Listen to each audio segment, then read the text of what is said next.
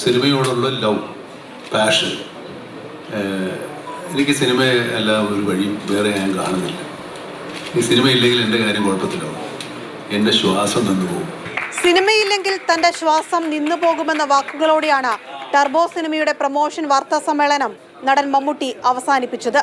Mithun manual തോമസിനെയോ വൈശാഖിനെയോ വിശ്വസിച്ചല്ല, നിങ്ങളെ വിശ്വസിച്ചാണ് താൻ സിനിമയിറക്കുന്നതെന്ന് പ്രേക്ഷകരോട് മമ്മൂട്ടി.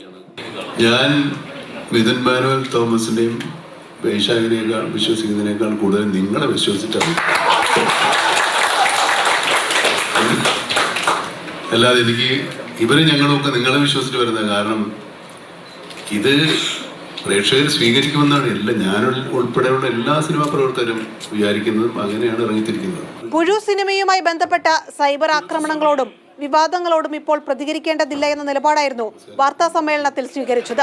അപ്പോഴും 42 വർഷം പ്രേക്ഷകർ തനിക്ക് നൽകിയ പിന്തുണയും സിനിമയോടുള്ള തന്റെ സ്നേഹവും മമ്മൂട്ടി വാക്കുകളിൽ പ്രകടമാക്കി. ടർബോ 23-നാണ് തിയേറ്ററുകളിലെത്തുക. നമസ്കാരം, ഞാൻ മമ്മൂട്ടി. ഈ പടത്തിൽ ഈ ജോസ് എന്ന ജോസേട്ടായിട്ടാണ് അഭിനയിക്കുന്നത്. എല്ലാവരും കാണണം. മാതൃഭൂമി ന്യൂസ്, കൊച്ചി.